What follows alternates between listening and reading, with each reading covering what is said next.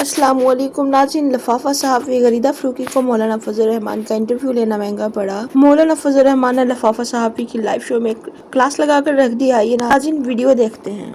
لیکن سیاستدان کے منہ سے بات نکلے نہیں، اگر نکل گئی تو جیسے پہلی مرتبہ کوئی انکشاف ہوا ہے۔ آپ کو خوب پتہ ہوتا ہے ان ساری چیزوں کا۔ پہلی بار کب آپ سے ملاقات ہوئی جنرل باجوہ کی یا دیگر افسران کی عدم اعتماد کے معاملے پہ؟ مجھ سے اکیلے میں بہت ملاقاتیں ہوئی ہیں ان کی، ٹھیک، لیکن ملاقاتوں سے کوئی ہم اصول چھوڑ گئے، پھر عدم اعتماد کی ہم نے بات پھر ناراضگی چھوڑ دیجیے۔ پہلی بار کب ہوئی؟ عدم اعتماد میرے لیے کوئی موضوع نہیں ہے، میں نے آپ کو ساری بات بتا دی ہے، اتنا کافی ہے۔ غیر ضروری سوالات آپ نہ کریں، جتنا میں نے کہنا تھا وہ میں نے کہہ دیا ہے۔ اور آپ اس معاملے کو یہیں پہ کلوز کرنا ختم ہو گئی نا بات، وہ گزر گئی خبر۔ اب سنسنی کیوں پھیلا رہے ہیں بلا وجہ، غیر ضروری طور پر سنسنی کیونکہ پھیلا رہے آپ کے کل کے بیانات کو ہیں۔ یہ کیا جو میں کہہ رہا ہوں یہ آپ لوگوں کو پتہ نہیں ہے؟ کل آپ کتابیں لکھیں گے، صحافی لوگ پھر بعد میں کتابیں لکھتے ہیں نا جی، پھر اس میں آپ لکھیں گے کہ ہمیں یہ بھی پتہ تھا، یہ بھی پتہ تھا، یہ بھی پتہ تھا۔ آپ لوگ خود تو روزانہ سنسنی پر پھیلاتے رہتے ہیں۔ ایک سینئر صحافی جو ہے اسٹیج پہ کھڑے ہو کر پتہ نہیں بھولی بسری کوئی کہانی لے آتا ہے اور پھر جناب یہ کریڈٹ لیتا ہے، پہلی مرتبہ ایک انکشاف ہو گیا، انکشاف ہو گیا۔ ہمارے انٹرویو میں بھی یہی ہوتا ہے روزانہ، بڑے تہلکہ خیز انکشافات کر دیے اور پتہ نہیں کیا کیا۔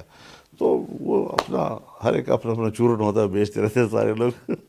کیونکہ آپ کے کل اس بیان کو پاکستان تحریک انصاف نے اپنے بیانیے کی ویلیڈیشن کے طور پہ اٹھایا اور کہا کہ نہیں، دیکھا عدم اعتماد ہم تحریک کے ذریعے ہٹانا چاہتے تھے ان کی حکومت کو، یہ جماعت کی رائے تھی، ٹھیک لیکن پی ڈی ایم تھا، پی ڈی ایم سے باہر کی جماعتیں تھیں، ٹھیک پیپلز پارٹی باہر چلی گئی تھی ہم سے، وہ بھی تھی، اے این پی باہر چلی گئی تھی، پی ڈی ایم کی حکومت وہ بھی تھی، اور اسی طریقے سے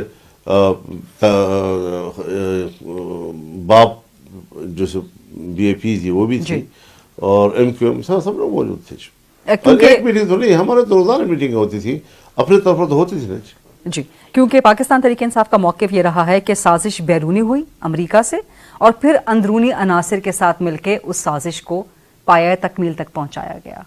تو کیا آپ سمجھتے ہیں وہ تو میرے خیال میں کورٹ نے بھی ثابت کر دیا کہ وہ باہر کی کوئی سازش نہیں تھی، اور امریکہ سے بھی جو ہے وضاحت آ گئی کہ کوئی باہر کی سازش نہیں تھی، یہاں کے اداروں نے بھی کہہ دیا کہ کوئی باہر کی سازش نہیں تھی، تو وہ تو ختم ہو گئی بات۔ اب درست؟ کیا جب ان کا کمیشن ہوتی ہے تو وہ حلف نہیں اٹھاتے کہ ہم سیاست میں مداخلت نہیں کرتے؟ تو کیا ان کو پتہ نہیں ہے کہ وہ مداخلت کر رہے ہیں اور کرتے رہتے ہیں ہمیشہ اور اپنا حلف توڑتے رہتے ہیں؟ جو ہمیشہ اپنے اس دوران ملازمت میں مداخلت کرتے ہیں اور مداخلت کر کے اپنا حلف توڑتے رہتے ہیں، آج وہ مجھے اگر کہتا ہے کہ میں اوتھ اٹھاتا ہوں تو اس کی کیا اہمیت ہوگی میرے نظر میں؟ آپ جنرل باجوہ کی بات کو رد کرتے ہیں، ان کے رد عمل کو رد کرتے ہیں۔ آپ چاہتے ہیں کہ ان معاملات کی تحقیقات ہو؟ آپ چاہتے ہیں کہ کون تحقیقات کرے گا؟ پھر یہ تو بتایا جائے کون تحقیقات کرے گا؟ کوئی ٹروتھ اینڈ ریکنسیلیشن کمیشن، کوئی جوڈیشل کمیشن؟ میرے سے پھر یہ سوال نہ کریں، کسی اور سے کریں، کیونکہ مجھے اعتماد نہیں ہے صورتحال پر۔ آپ کو پاکستان کے کسی بھی ادارے پر اعتماد نہیں۔ آپ کافی مایوس یا کافی خفا نظر آتے ہیں۔ میں تو اس سسٹم کے ہی خلاف ہوں کہ ہم اس پورے سسٹم کو ٹھیک کرنا چاہتے ہیں، لیکن ملک ہے، ملک میں چلنا پڑتا ہے۔ ہم اعتدال کے رویوں کے ساتھ چلے ہیں، ہم نے مصلحتوں کے راستے بھی اپنائے ہیں، اور ہم نے بہت کچھ برداشت کیا ہے، برداشت کرتے چلے آئے ہیں، لیکن مسلسل نشتر لگتے رہیں اور پھر ہمیں چیخنے کی بھی اجازت نہ ہو، رونے کی بھی اجازت نہ ہو، یہ کیسے ہوگا؟ آپ نے اس موقع کو منتخب کیوں کیا؟ 16 مہینے کی حکومت پی ڈی ایم کی، چلیں اس وقت آپ پی ڈی ایم کے سربراہ کے طور پہ شامل تھے، لیکن اس کے درمیان کا بھی ایک عرصہ رہا جب حکومت میں نہیں تھے، الیکشن کے درمیان کا، between the end of the government and the upcoming elections. So آپ اب یہ بات کیوں کر رہے ہیں؟ آپ نے اس سے پہلے کس بنیاد پر بات کرتا؟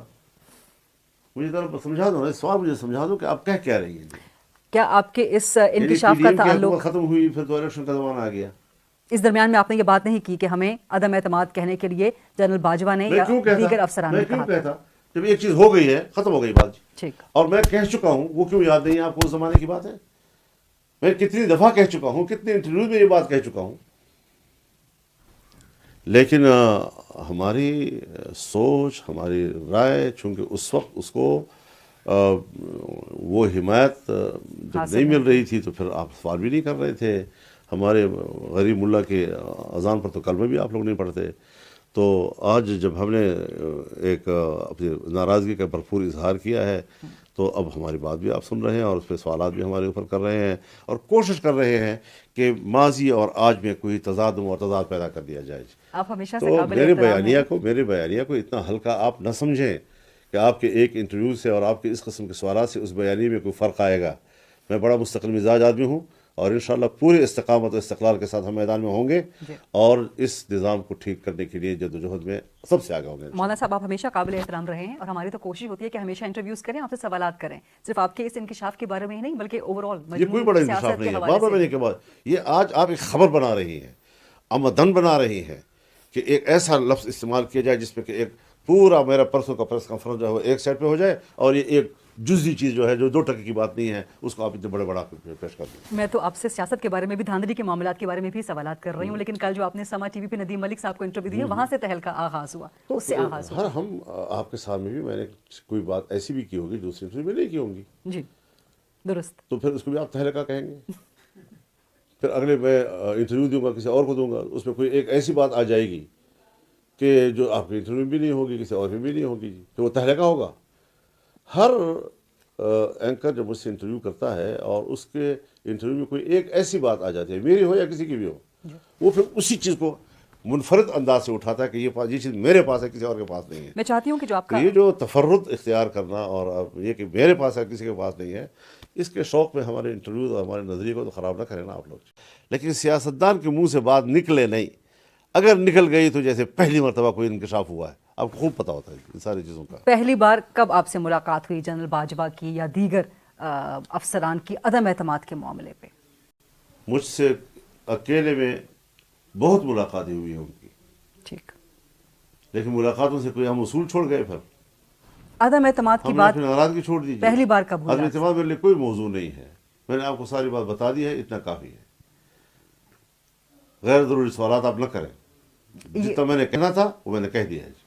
اور آپ اس معاملے کو یہیں پہ کلوز کرنا ختم ہو گئی نا بات، گزر گئی خبر.